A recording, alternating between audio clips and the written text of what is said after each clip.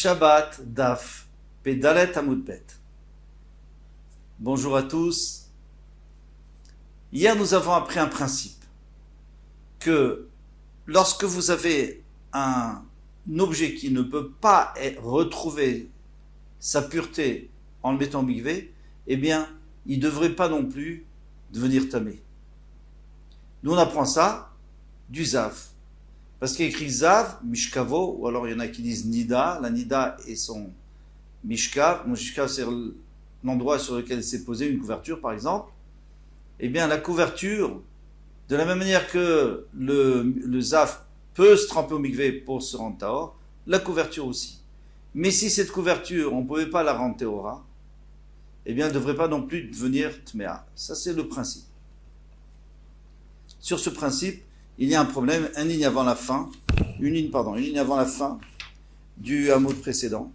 Métiv Ravila a posé la question. Mapatz bemet minayin.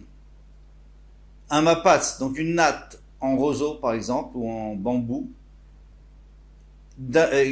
est-ce qu'elle peut devenir tmea dans la maison d'un mort? Oui ou non? Oui, elle peut devenir tmea. Et ça, c'est pas juste. Pourquoi? Parce que d'après notre principe, puisqu'elle ne peut pas non plus devenir théora, elle ne devrait pas pouvoir devenir tmea. Pourquoi elle ne peut pas devenir théora? Parce que la tara, la pureté dans le mikvé, on la prend des kélim qu'on a rapportés de Midian après la guerre. Tous les kélim qui peuvent rentrer, qu'on a rapportés de Midian, peuvent être purifiés dans le mikvé. C'est la Torah qui nous le dit. Or, on n'a pas rapporté des ustensiles qui ne sont pas des contenants. On a apporté des casseroles, des marmites, etc. Mais pas des tapis ou des nattes. Védinu, mais en tous les cas, cette natte, elle est quand même, elle devient tmea, mais on ne peut pas la purifier. Védinu, et d'où on sait qu'elle est tmea, à plus forte raison. Uma parim tanim sheteorim bezahav, si déjà les petites fioles, toute petite fiole, en terre cuite, elle ne prend pas la touma chez le zav. Pourquoi elle ne prend pas la touma?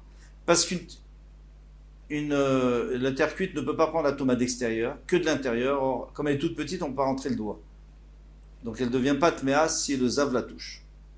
Tmeim bemet. Mais si c'est dans la maison du mort, elle devient tmea. Pourquoi? Dans Oelamet, parce que l'air est rentré dedans, et l'air de Oelamet, c'est tout, rentamer tout ce qu'il y a à l'intérieur.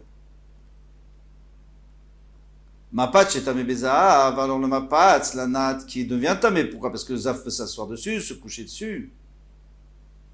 Et donc c'est une touma très forte de Midras, et nos din shiye tamé bemet, à plus forte raison, que cette natte, elle sera tamée chez le maître. Ve'amai, pourquoi? Alit l'eta arabe mikvé, pourtant elle n'a pas de tara de mikvé, dans le mikvé. Pourquoi? Parce qu'elle ne fait pas partie des clés midian. Donc elle ne peut pas être purifiée dans le mikvé. Donc c'est contradictoire avec ce que tu nous as appris comme règle générale. Amarle Rabbi Hanina a répondu, Shane Atam, c'est un peu différent là-bas, Oil Veika Bemino. Parce que il est vrai que la natte ne peut pas aller au mikvé parce que c'est pas un vrai kéli, c'est pas un kéli qui contient, mais c'est du bois. Or, des kélim en bois, il y en a pas mal qui contiennent et qui peuvent aller au mikvé. Donc, puisque la même sorte de matériau peut avoir sa pureté au mikvé, donc même si le mapatz lui-même ne l'a pas, eh bien, il est inclus dans les kélim qui peuvent devenir tmeim.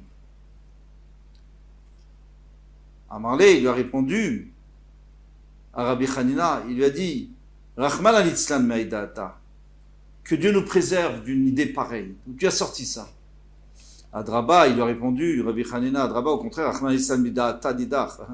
Dieu nous préserve de ta pensée à toi. Toi, tu penses que le fait qu'il y ait du bois qui puisse venir tamé, ça rend pas tous les ustensiles en bois, même ceux qui ne sont pas des contenants, mais Kabel Touma, moi je ne pense pas comme toi. Vetamamai, donc finalement, qu'est-ce qu'il doit justifier? C'est quand même Hanania, parce que lui, il a quand même dit quelque chose de tout à fait nouveau. Hanina, il s'appelait, pas Hanania, Hanina. Donc lui, c'est quelque chose de tout à fait nouveau, cette idée-là, de dire qu'il est vrai que cette natte ne peut pas aller au mikvé, mais elle peut devenir tmea. Pourquoi? Parce qu'elle a des frères c'est-à-dire d'autres ustensiles en bois qui, eux, peuvent devenir tmeim mais aller au mikvé et être trempés au mikvé.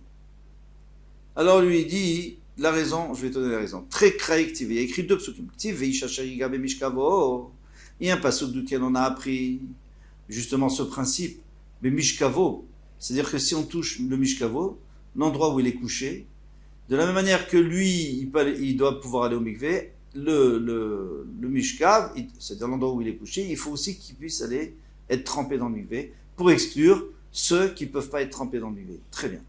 Vekti vechol mishkav, mais après il y a écrit kol mishkav, n'importe lequel, asher ishkav ala vazav, sur lequel il se couchera. Là, on dit plus mishkavo, c'est-à-dire n'importe quel mishkav, même s'il peut pas aller au mikvé. Yitma yisratame. Aketsat, comment on va faire pour résoudre la contradiction de ces 2 psukim? Yesh bemino, si il y a une sorte de sa sorte, s'il y a du matériel, s'il y a du matériau, par exemple en bois, qui peut devenir tamé dans un ustensile en bois qui contient, eh bien, même la natte pourra devenir tmea.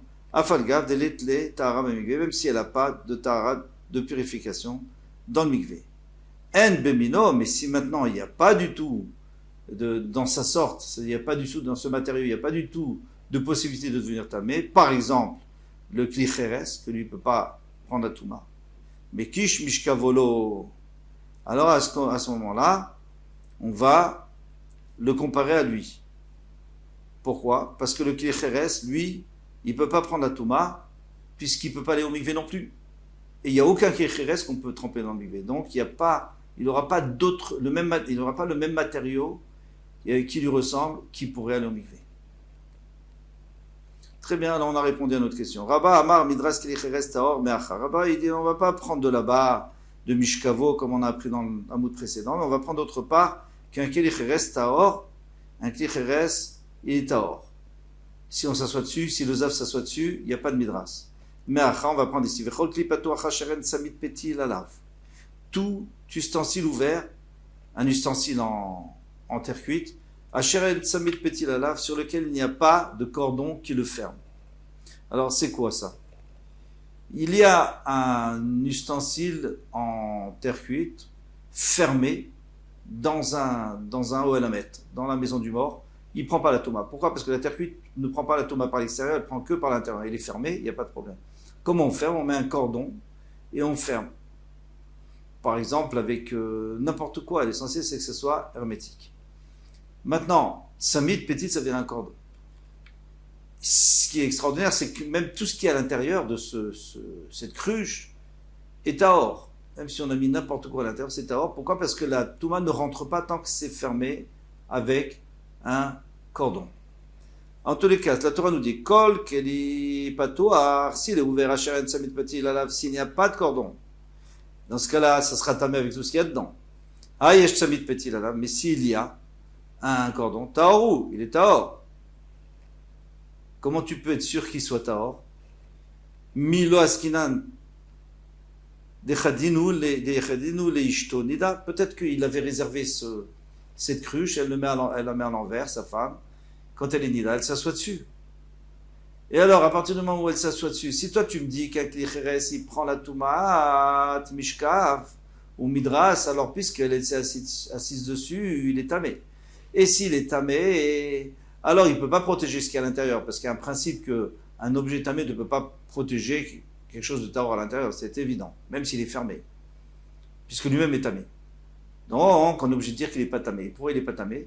Il n'est pas tamé parce qu'il n'y a pas de Toumat Midras dans un Keli Cheres. Il n'y a pas de Toumat Midras à propos d'un ustensile en terre cuite.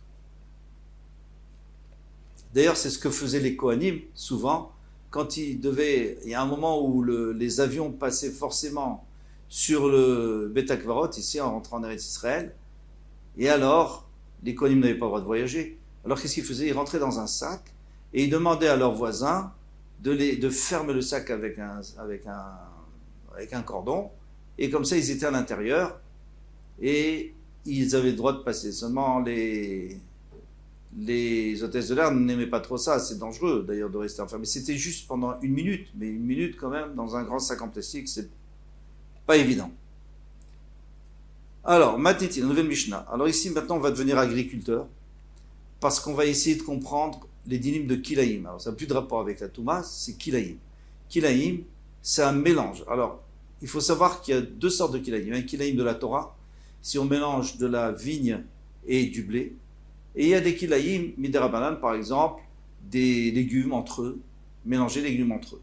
Et les Chachamim m'ont dit qu'il fallait les séparer, les éloigner. Il y a 2 possibilités de les séparer. La possibilité la plus logique, c'est de les éloigner de 3 tfachim, pour être sûr que les racines ne se mélangent pas et ne se donnent pas du goût l'un à l'autre. Il y a une deuxième possibilité, qui est beaucoup, qui peut nous arranger parfois. En tout cas, dans ce cas-là, elle va vraiment nous arranger. C'est de planter d'une manière que de loin on voit que c'est pas mélangé. Par exemple, si on plante comme ça, il y en a une là, alors une qui va de l'est à l'ouest et l'autre qui va du nord au sud. Donc on voit très bien que ce n'est pas mélangé, c'est 2 rangées complètement opposées. Alors ici, on va comprendre la Mishnah. Minayin l'aruga shi shishal shishat fachim. D'où sait-on qu'une aruga, donc un plant du mot plante, shi shishal shisha, qui fait 6 fachim sur 6 fachim. Chez Zori betocha chamisha zironim. Nous avons le droit de planter à l'intérieur 5 légumes différents. 5 graines différentes. Arba al arba ruchot, aruga. Donc 4 sur les 4 extrémités de la aruga, donc au nord, sud, est et ouest. Et une au milieu. Donc sur les 4 côtés, on pourra remplir presque toute la rangée. Il faudra laisser le coin libre pour pas que ça se touche. Mais on n'est pas obligé d'éloigner 3 tfachim. Là, par exemple, le nord de l'est, on n'a pas besoin d'éloigner 3 tfachim. Il suffit d'éloigner un tout petit peu pour que ça ait l'air séparé. Là, on voit une rangée dans ce sens et une rangée dans l'autre sens. Donc, on voit très bien que c'est séparé. Par contre, au milieu, il faudra en mettre une seule parce qu'il faut s'éloigner de 3 tfachim de toutes les autres. Chez Nehemar, d'où on sait qu'on peut en faire 5. Chez Nehemar, qui caresse totsi tzimcha, comme la terre fera sortir ses pousses, veke gana, et comme le jardin, zroea, ou le potager, zroea, ses graines, tzimcha, elle fera pousser. Zara lo Nehemar et la zroea. Donc déjà, Zara, on aurait pu dire Zara, sa graine, on a dit zroea, ça fait déjà 2. Et après, on va faire le compte, on va arriver à 5. Tout de suite dans la Gemara. Maïmashma. Qu'est-ce que ça sous-entend? D'où on entend qu'il y en a 5? Amara Viuda. Ki karetz totsi simcha. Totsi, elle fera sortir chad. Ça veut dire qu'elle fait sortir au moins une graine. Simcha, chad. Donc ça pousse, c'est encore une. Arrêtré, ça fait 2. Zroea, très, ça fait encore 2, puisque c'est au pluriel. Ces graines. Harba, ça fait katatzmiach. Chadachamisha, ça fait encore une, ça fait 5 en tout. Vekim, alors on tourne juste la page. Vekim, léou les Rabbanan. Et les Rabbanan ont un enseignement, ils savent, des Chamisha, Beshita, le Yanke, Meadade. Donc la Torah elle a dit Chamesh, elle a dit 5. Mais d'où sait-on que la Torah n'a pas parlé de la surface? C'est les Chachamim qui ont dit la surface de 6.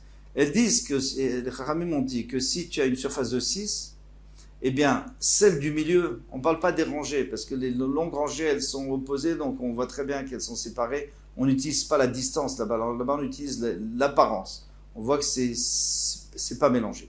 Mais celle du milieu, elle risque d'être considérée de loin, d'être mélangée avec les autres. Donc, pour être sûr, il faut qu'elle soit à 3 tfachim. Et alors, 6 tfachim, c'est bon, puisque 3 tfachim de l'est, 3 tfachim de l'ouest, 3 tfachim du sud et 3 tfachim du nord. Alors bien qu'il n'y a pas vraiment 3 tfachim parce qu'il y a l'épaisseur des graines et des plantes. Mais ça, c'est pas grave parce que l'épaisseur, elle fait partie des 3 tfachim nécessaires pour qu'ils ne se nourrissent pas l'une de l'autre à l'intérieur sous la terre. Voilà pour cette introduction. Demain, Bezrat Hashem, on continuera pour voir exactement tous les détails de ces plantations. Kol Touv, à bientôt, Bezrat Hashem.